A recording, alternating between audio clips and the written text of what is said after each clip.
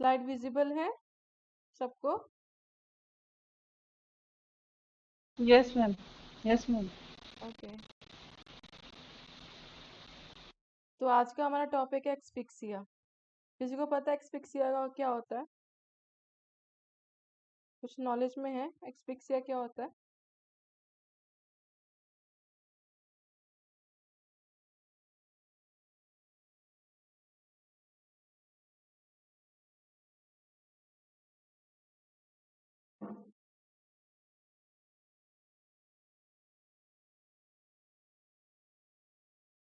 चलो मैं आपको बताती हूँ एक्सफिक्सिया क्या होता है। कैसी कंडीशन होती है जिसमें क्या होता है, बॉडी को क्या है इनफ ऑक्सीजन नहीं मिल पाती, जिसकी वजह से क्या है वो नॉर्मल फंक्शन जो होता है बॉडी का, जैसे हमारी बॉडी को कितना ज़्यादा जरूरत होती है ऑक्सीजन की, लेकिन बॉडी को ऑक्सीजन नहीं मिल पाएगी तो क्या होगा, बॉडी अपना काम नहीं कर पाएगा, क्योंकि वाइटल ऑर्गन्स को भी जो ऑक्सीजन वो नहीं मिल पाएगी। ठीक है, वाइटल ऑर्गन्स में आपको पहले भी समझा चुकी हूँ व्हाट इज वाइटल ऑर्गन्स।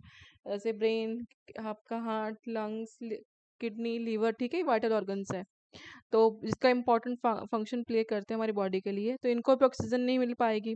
तो इसकी वजह से क्या होगा, जो कार्बन डाइऑक्साइड, ऑक्सीजन हमारे अंदर नहीं जा रही तो क्या होगा, कार्बन डाइऑक्साइड ज़्यादा हो जाएगी। ठीक है, तो कार्बन डाइऑक्साइड ज़्यादा होगी जो हमारी बॉडी के लिए वो अच्छी नहीं है। ठीक है, तो हमारी बॉडी को फिर उससे क्या होगा कि ऑक्सीजन बिना मिलने की वजह से क्या होगा, जो ब्रेन है और जो है बाकी जो वाइटल ऑर्गन्स है वो क्या होते हैं, डेथ होना ही शुरू हो जाता है 2 to 4 मिनट्स में। ठीक है, तो कभी आपने देखा भी होगा कि जब ऑक्सीजन नहीं मिलती है, बहुत पेशेंट ब्रीथ करता है तो क्या होता है कि ऑक्सीजन फटाफट हॉस्पिटल में जब उसको लेके जाते हैं तो फटाफट उसको ऑक्सीजन दे देते हैं, क्योंकि ऑक्सीजन उनको बॉडी को जितने वाइटल ऑर्गन्स है उसके डेथ को होने से हम उसके बचा सकें। ठीक है, तो एक्सफिक्सिया क्या होगा कि इट कंडीशन इन विच क्या होगा, ऑक्सीजन की जब कॉन्टिन्यूटी नहीं होगी और कार्बन डाइऑक्साइड ज़्यादा हो जाएगी, उसकी वजह से क्या है कि कॉन्टिन्यूटी वाइटल ऑर्गन्स को प्रॉपर ऑक्सीजन नहीं मिल पाएगी। इसको हम बोलते हैं एक्सफिक्सिया। जब हमारी बॉडी में ऑक्सीजन रेट ज़्यादा हो जाता है, सॉरी ऑक्सीजन रेट कम हो जाता है और कार्बन डाइऑक्साइड रेट ज़्यादा हो जाता है, तो उसकी वजह से पेशेंट ब्रीदिंग प्रॉब्लम आती है पेशेंट को, तो उस वक्त हम उसको बोलते हैं एक्सफिक्सिया। ठीक है, कितना समझ में आया? Yes ma'am. अब है नेक्स्ट है कॉजेज ऑफ एक्सफिक्सिया। किस वजह से होता है एक्सफिक्सिया? फर्स्ट है ड्रॉनिंग। ड्रॉनिंग का मतलब ये होता है कि डूबना। ठीक है, अब किस चीज में डूबेंगे, जैसे कोई कई पुल में डूब गए या नदी में डूब गए या फिर किसी कुएं में डूब गए किसी वजह से। ठीक है, तो ये आपने बहुत ज्यादा सुना होगा। तो इसकी वजह से क्या होता है कि ऑक्सीजन जो हमारी बॉडी को नहीं मिल पाती है और कार्बन डाइऑक्साइड की मात्रा बढ़ जाती है। ठीक है, तो पेशेंट क्या करते हैं कि इन और जब ऑक्सीजन नहीं मिल पाती, कार्बन डाइऑक्साइड बढ़ती है, तो नोज से क्या है वाटर पूरी बॉडी के अंदर चला जाता है, जिसकी वजह से क्या है बाकी ऑर्गन्स जो है ना उसके टिश्यू और ऑर्गन्स की डेथ होनी शुरू हो जाती है। तो कई मामलों में डूबना जल्दी होता है। जिन व्यक्तियों में डूबने का उच्च जोखिम होता है उनमें शामिल है 5 साल से कम बच्चे और ओल्डर पीपल। 5 साल के कम बच्चे होते हैं या फिर छोटे बच्चे होते हैं 5 साल से कम बच्चे, या फिर ओल्ड पीपल होते हैं, क्योंकि इनकी जो मसल्स होती है इतनी स्ट्रांग नहीं होती, अपने आप को बचा नहीं पाते हैं। ठीक है, तो इसकी वजह से क्या है ये डूब जाते हैं। जब डूबेंगे तो क्या होगा कि वाटर का लेवल बॉडी के अंदर जाया जाएगा। ठीक है, उसकी वजह से ऑक्सीजन में बॉडी के अंदर ऑक्सीजन नहीं जा पाएगी और कार्बन डाइऑक्साइड का लेवल ज़्यादा हो जाएगा, उसकी वजह से पेशेंट को एक्सफिक्सिया हो जाती है, ब्रीदिंग में डिफिकल्टी आती है। नेक्स्ट है केमिकल एक्सफिक्सिया।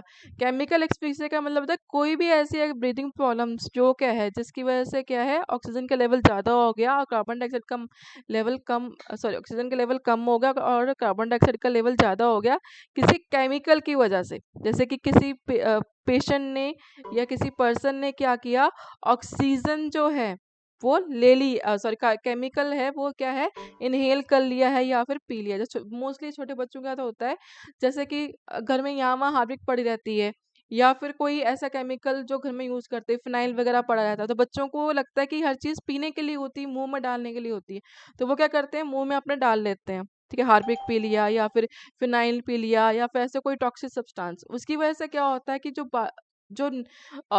ब्रीदिंग ट्रकिया होता है वो नैरो होना शुरू हो जाता है और जो ब्रीदिंग डिफिकल्टी बच्चों में होना शुरू हो जाती है, ऑक्सीजन का लेवल कम हो जाता है, कार्बन डाइऑक्साइड का लेवल ज़्यादा हो जाता है।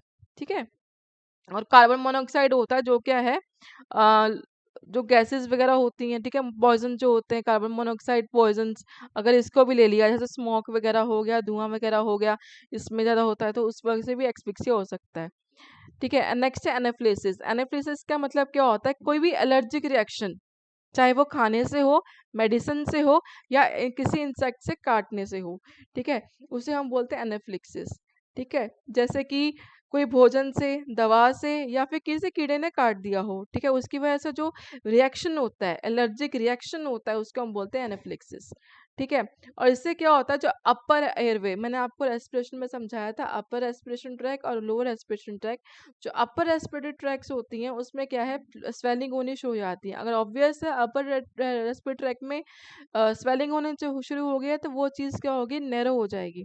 ठीक है, जो ट्रैकिया होगा अपर पार्ट में वो नैरो हो जाएगा, जिसमें ऑक्सीजन सप्लाई कम हो जाएगी। अस्थमा। अस्थमा मैं आपको टॉपिक समझा चुकी हूँ पहले ही।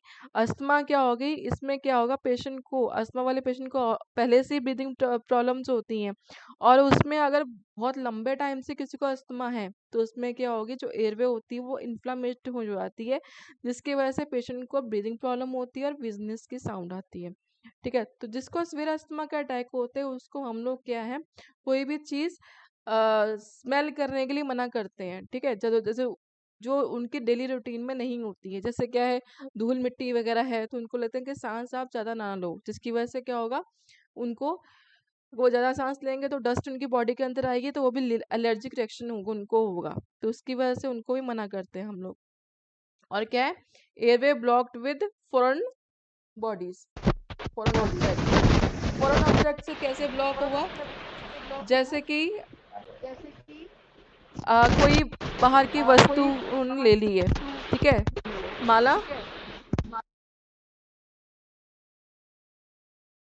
जैसे क्या है, छोटे बच्चों में क्या होता है कि कोई भी चीज़, जैसे दाना हो गया, मटर का दाना हो गया, या फिर कोई ऐसी ऑब्जेक्ट क्या है, कोई भी नाक में डाल लेंगे या कान में डाल लेंगे या माउथ में डाल लेंगे, जिसकी वजह से क्या होगा, ये जहाँ से वो ब्रीदिंग ले रहे हैं, तो वो चीज़ एरिया क्या होता है, बंद हो जाता है।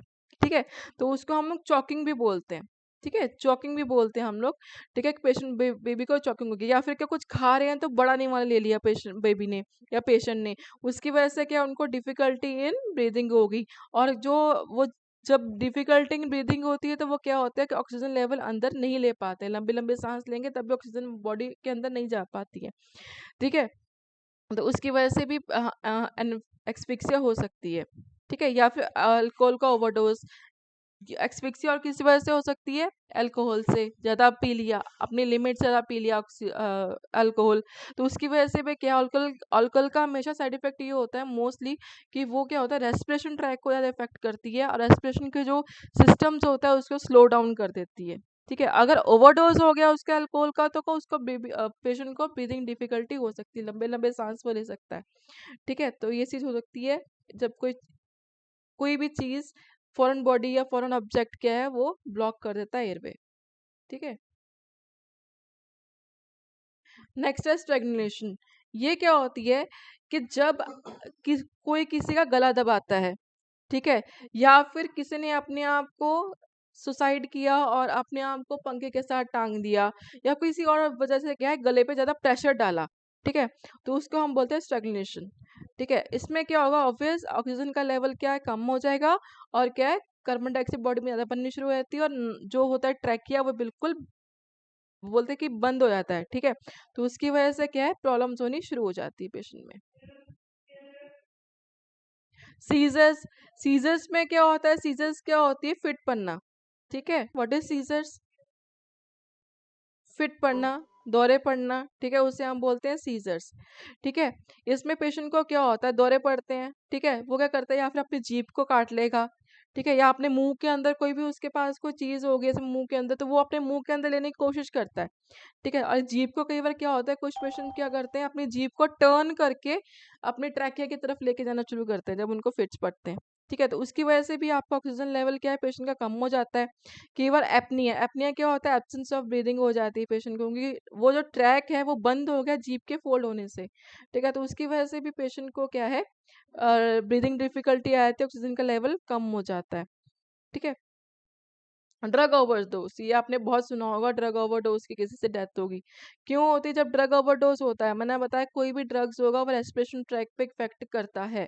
ठीक है, अगर ड्रग ओवरडोज हो गया, ठीक है, ओवरडोज हो गया क्या होगा, मतलब जितना लेना चाहिए था उसकी मात्रा से पेशेंट ने ज्यादा ड्रग्स लिए, चाहे वो मेडिकेशन हो चाहे वो ड्रग्स हो, दूसरे ड्रग्स, ठीक है, उसके उसके लिए क्या होता है, रेस्पिरेशन ट्रैक पे इफेक्ट पड़ता है, रेस्पिरेशन ट्रैक सिस्टम्स क्या होता है, स्लो डाउन होना शुरू हो जाता है। ठीक है, और क्या स्लो डाउन होगा, काम अपना प्रॉपर नहीं करेगा।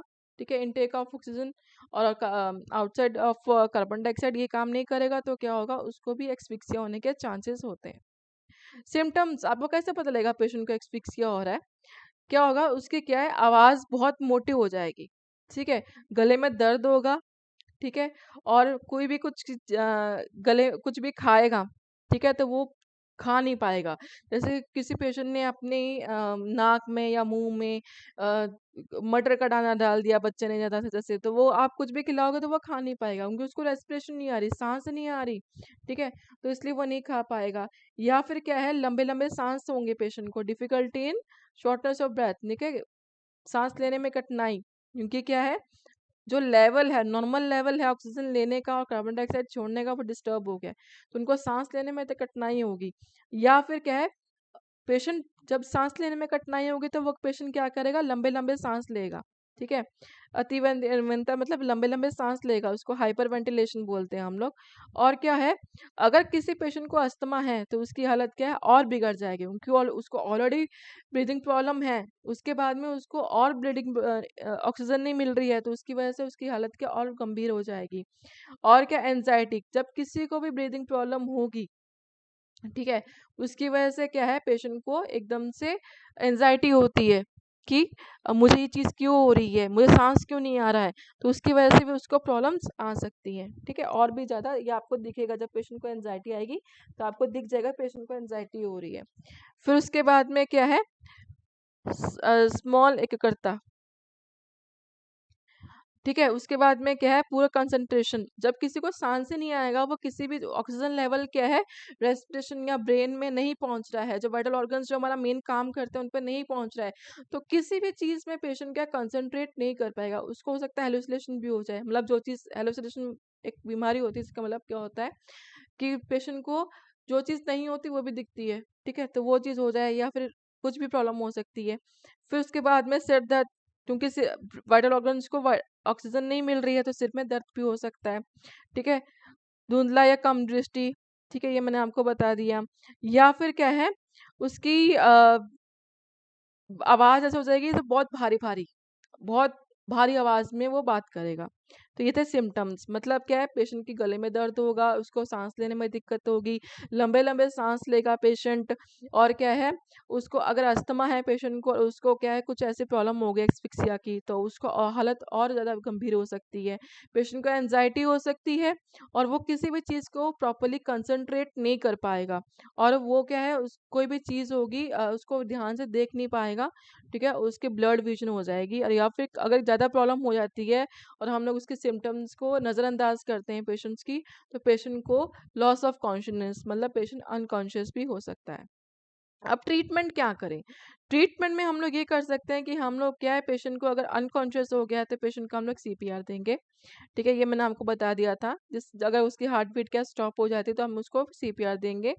और हम लोग क्या है, हेलमेटिंग क्या होता है, हम लोग ये एक होता है जैसे हम लोग चॉकिंग किसी को गले में हो गया है तो हम लोग क्या करते हैं, हम पीछे की तरफ आते हैं बैक साइड पे, और उसको क्या जोर जोर से प्रेशर देते हैं चेस्ट में, जिसकी वजह से क्या होता है, जिसके भी चेस्ट में या abdomen में क्या हम लोग क्या है, या बिलो द डायफ्राम हम लोग क्या करते हैं, उसको एकदम प्रेशर देते हैं। ठीक है, पीछे से आगे, जिससे क्या होगा, जिस जो भी ऑब्जेक्ट होगा माउथ में, वो बाहर को निकल सके। फिर उसके बाद में अगर पेशेंट को ऑक्सीजन की प्रॉब्लम हो रही है, ऑब्वियस होगी, उनकी एक्सफिक्सिया हो गया, ऑक्सीजन का लेवल कम हो गया, कार्बन डाइऑक्साइड का लेवल ज़्यादा हो गया बॉडी के अंदर, तो हम क्या पेशेंट को हॉस्पिटलाइज करेंगे और उसको ऑक्सीजन थेरेपी देने ही शुरू कर देंगे। और मेडिकेशन, जोन से मेडिसिन से पेशेंट को एलर्जी है वो मेडिसिन हम पेशेंट को नहीं देंगे। ठीक है, जब भी आप हॉस्पिटल में जाते हो, हम हमेशा आपसे ये क्वेश्चन होता है कि आपको किसी मेडिसिन से एलर्जी तो नहीं है, कोई फूड से एलर्जी तो नहीं है। तो वो रीज़न ये होता है कि आप पेशेंट का एक्सफिक्सिया ना हो पेशेंट को। ठीक है, अगर आपको कोई माइनर भी एलर्जी होती है तो आप डॉक्टर्स को बता सकते हो कि मुझे इस चीज़ से एलर्जी, इस मेडिसिन से एलर्जी है या फिर फूड से एलर्जी है, ताकि आपकी जो प्रॉपर ट्रीटमेंट किया जा सके। ठीक है। अगर और क्या है, कोई अस्थमा की प्रॉब्लम तो नहीं है, कोई ड्रग ओवरडोज तो नहीं किया, ये हम लोग क्वेश्चन पूछेंगे। फिर उसके बाद में एपिनेफ्रिन जो होता है वो हम लोग स्टार्ट कर देंगे, जिसको एपिन भी बोलते हैं। वो एकदम से हम लोग पेशेंट को स्टार्ट कर देंगे। ठीक है, एपिनेफ्रिन। ठीक है, इसको एपिनेफ्रिन भी बोलते हैं, हम पेशेंट को स्टार्ट कर देते हैं। तो ये था आपका एक्सफिक्सिया।